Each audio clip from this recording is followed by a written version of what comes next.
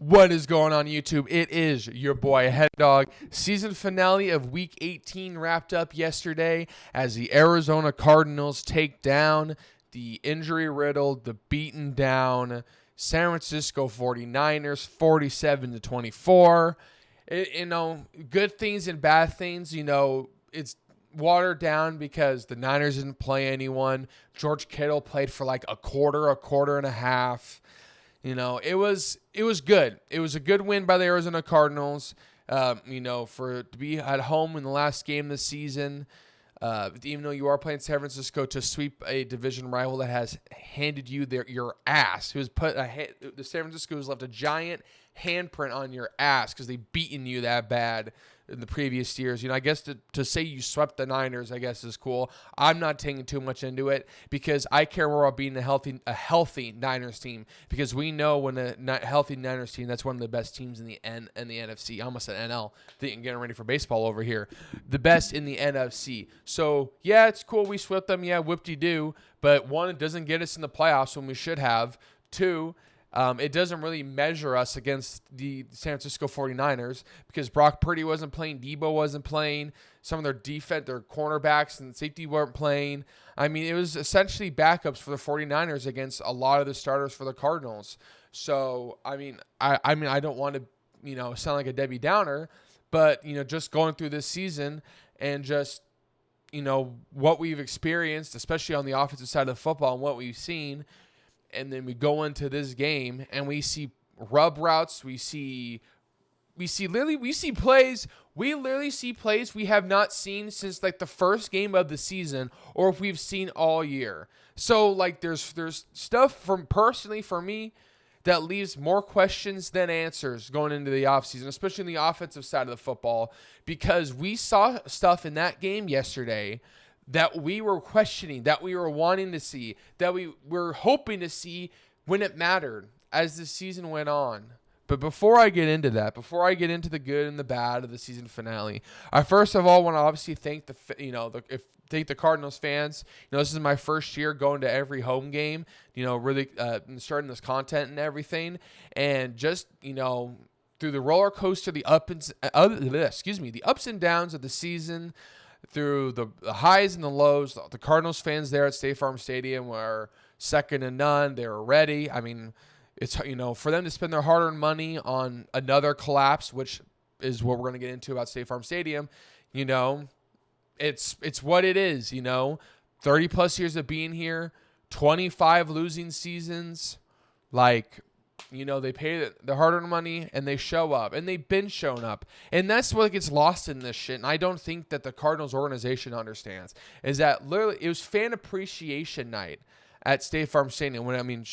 With the season ticket holders, the amount of years they've put in being season ticket holders, I think it should have been fan appreciation night every home game. They were honoring fans. They were seeing that there were some fans that were 16, 17-year ticket holders. One's been a season ticket holder for 30 years over that time period where they have literally had 25-plus losing seasons.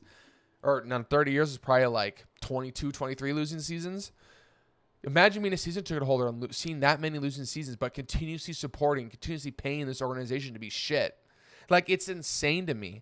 They go through, they honor these fans. They do. Oh, my God, it just got extremely dark in here because the sun went down as I'm filming. Do the highs and the lows. And it's like, I feel like this organization sometimes doesn't get it. This man has been a season ticket holder for 30 years. He doesn't want a Kyler Murray autograph signed ball. He wants to see his money paid off. He wants to see his team do well. He wants to see his team go to the playoffs. He's tired of, 30-plus years, and how many times has he signed up for the playoff?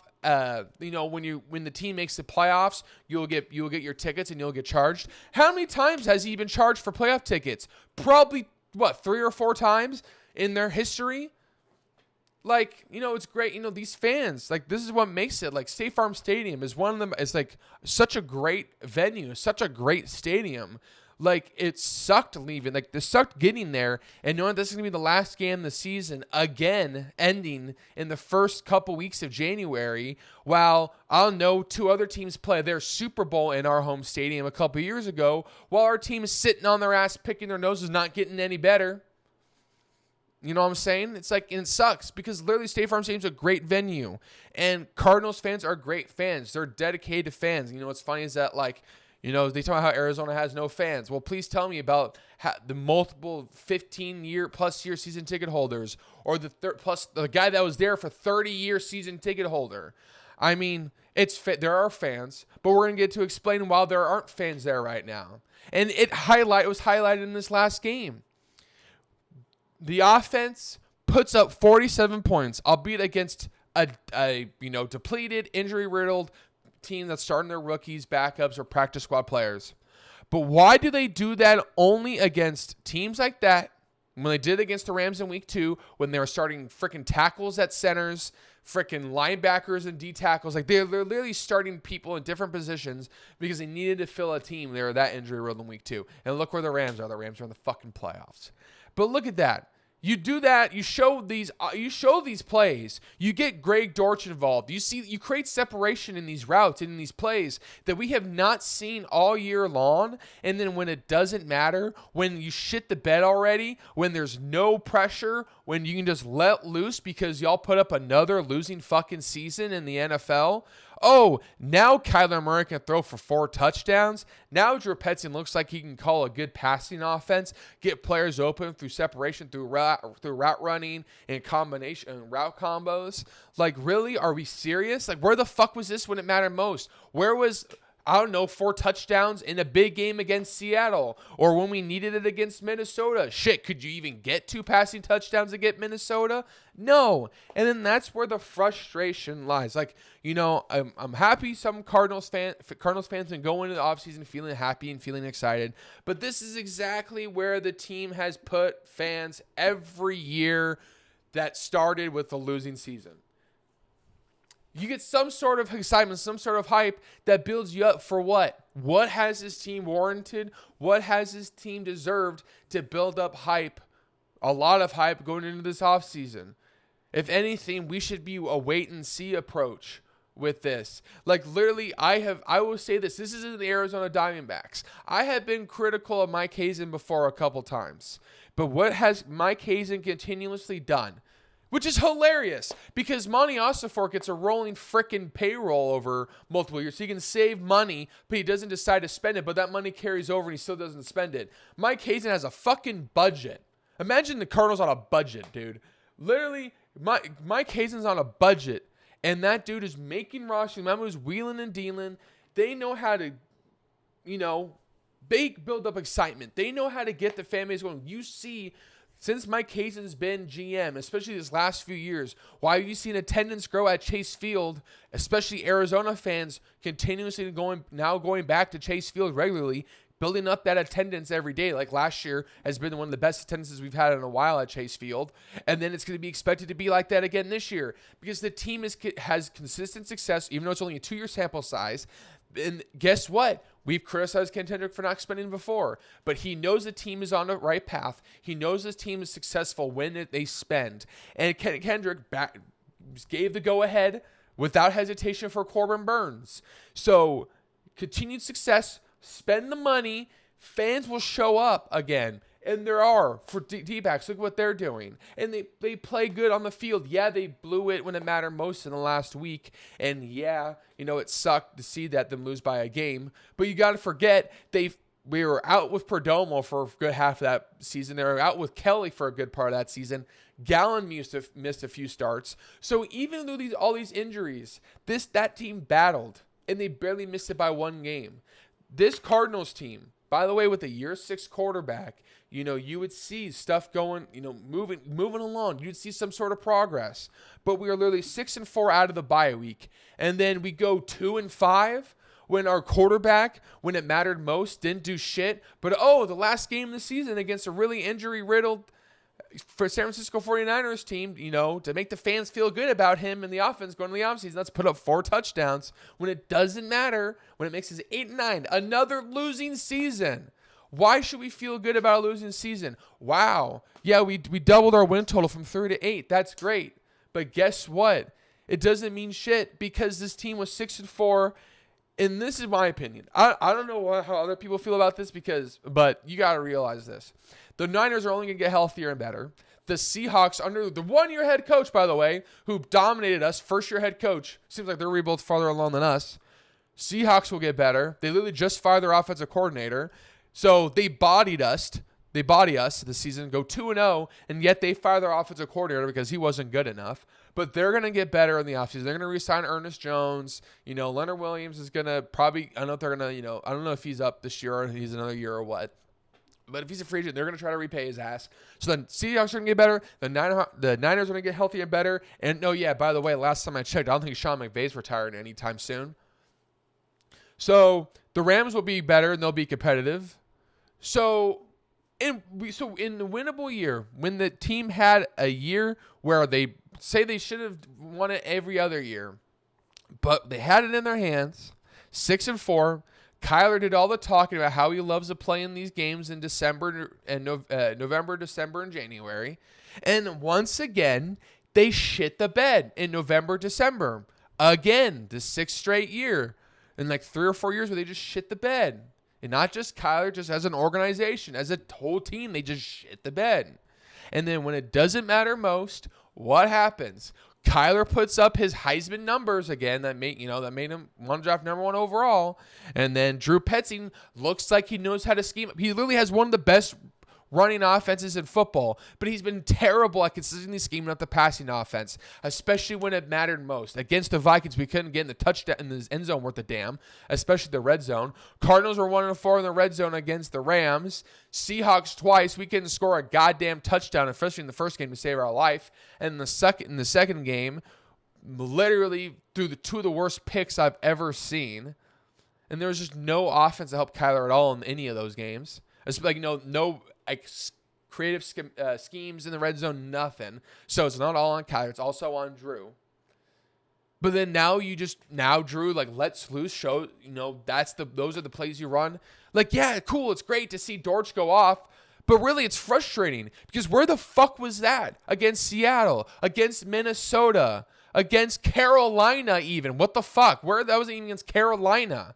You know what I'm saying? So for me, yeah, cool. It was great to be there in person and see them do that. But it was more frustrating to me. It leaves me with more questions than answers because I want to know why the fuck that wasn't there when it mattered most. The story of the Arizona Cardinals choked the bed around the playoff time when it mattered most. And then last game of the season, we see free football. We see whatever the hell that was. And we go, where was that all year? You know what I'm saying? And then we see the Chiefs play with freedom.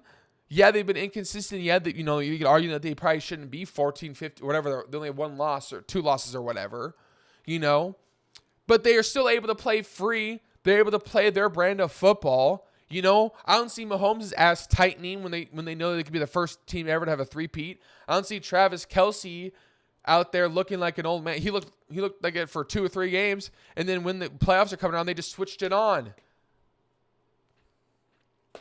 You know what I'm saying? They didn't change their brand of football going into the season because they knew they had the first team ever to be a three-peat. No. They are literally playing their own style of football. They just dealt with injuries. And they still won as they dealt with injuries.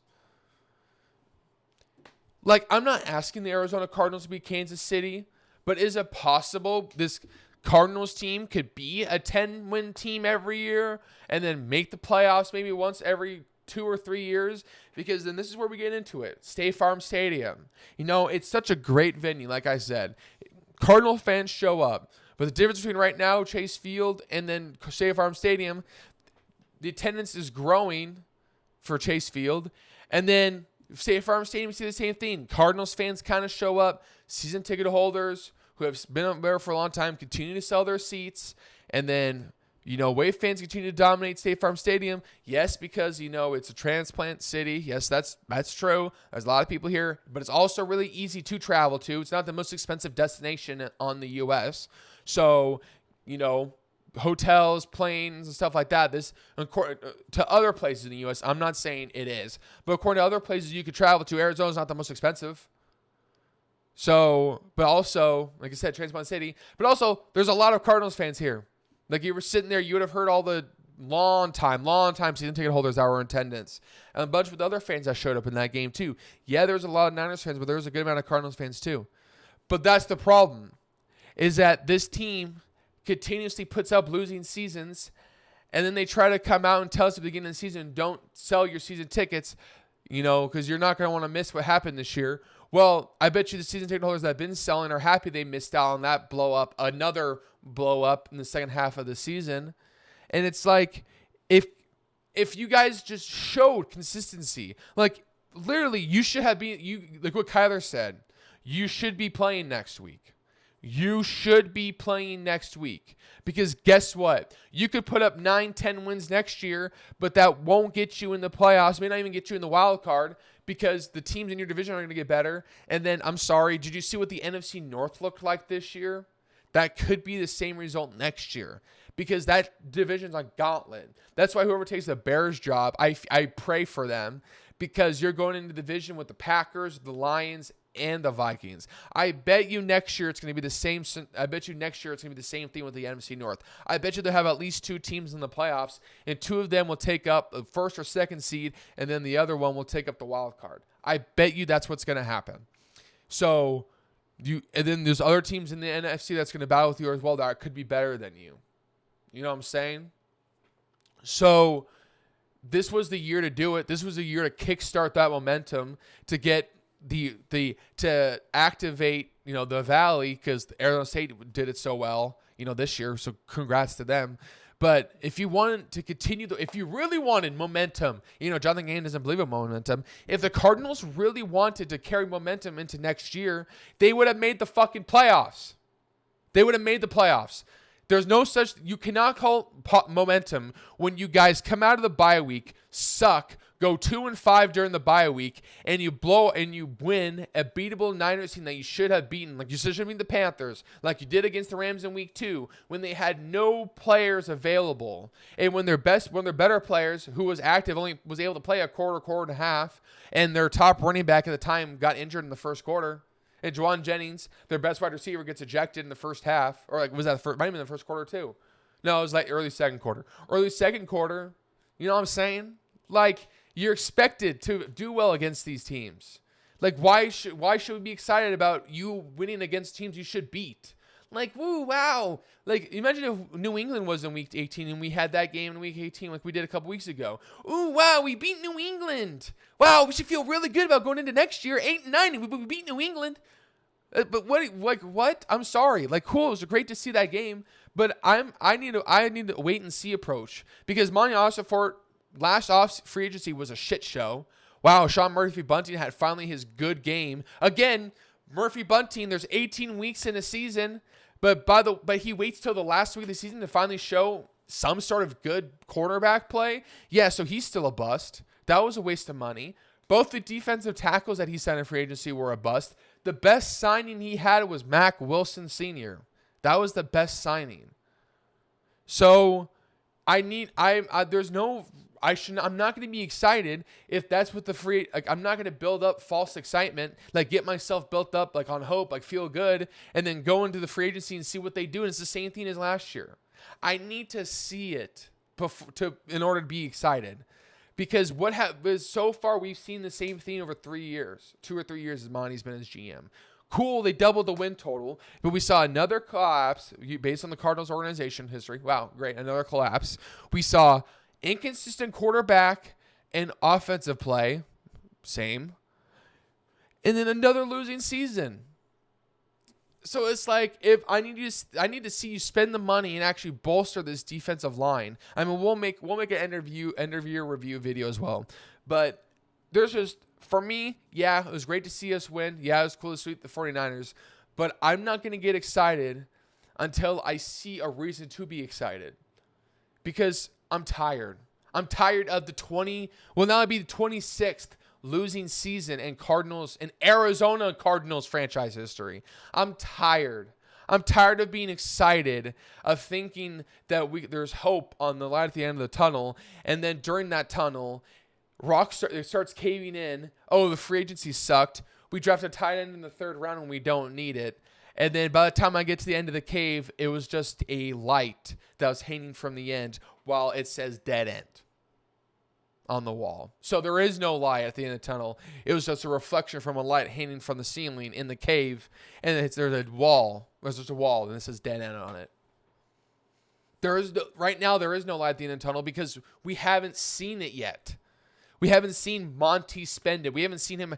Yeah, cool. He had a couple of good draft picks, but last year in the draft, what cool Rabbit. His nickname because I keep butchering the safety we drafted. He was really good in the time he played, but the problem is we already got Jalen Thompson and Budda Baker, so he's going to continue to be a rotational piece. Max Melton was good. Darius Robinson was really good in the time he was available, but he was injured.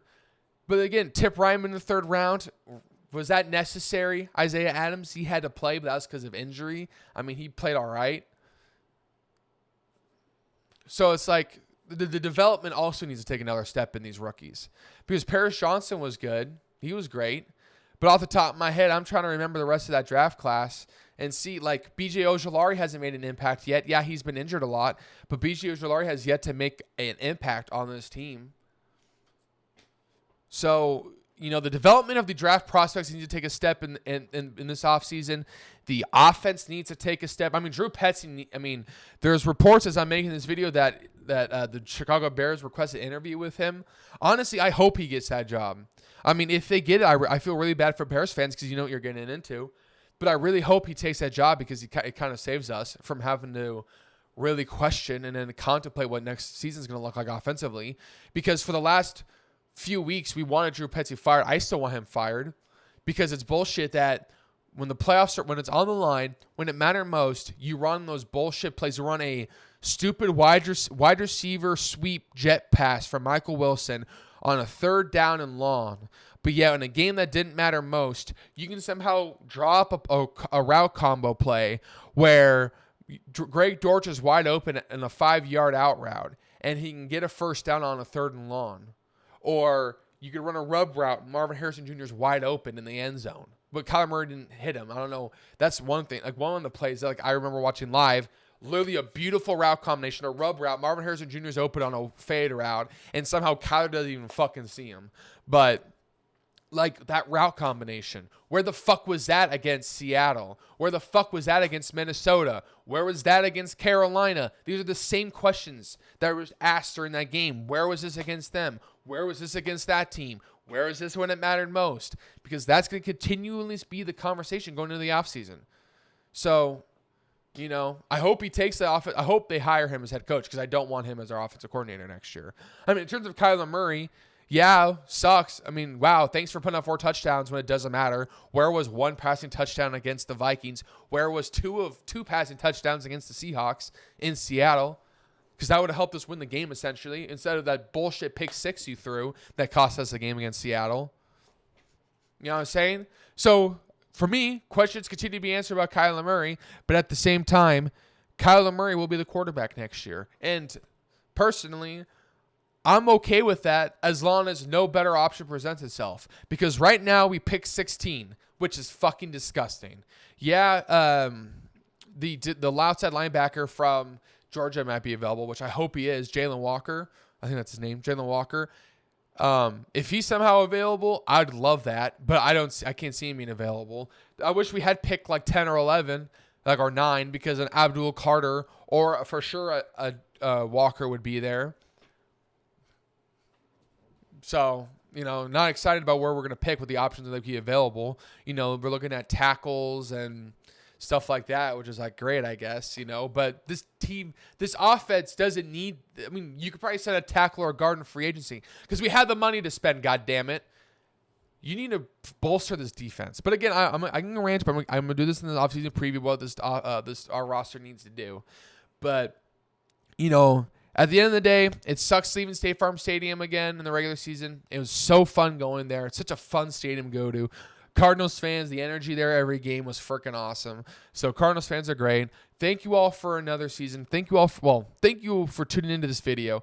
Thank you for this is my first full season covering Arizona Cardinals football, and that comes to a close. So thank you all for tuning in very much to this video. Thank you for tuning in all season. If you did, please do hit like the video, and please hit the subscribe button if you haven't already.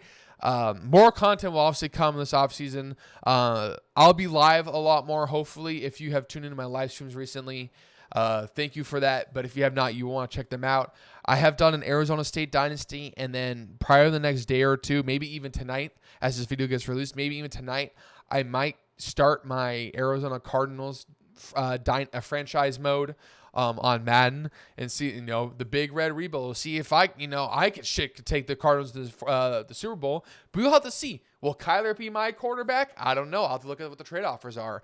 But no, thank you all for the support. Thank you all for tuning into this video. And if also, lastly, if you haven't already, please click the link, go down in the description of this video, click the link to my TikTok and follow my TikTok as well. You do not want to miss, I drop videos over there daily, go live on there as well. So you do not want to miss that. But thank you all for tuning into this video. I hope you have a good rest of your day, and I will see y'all in a little bit.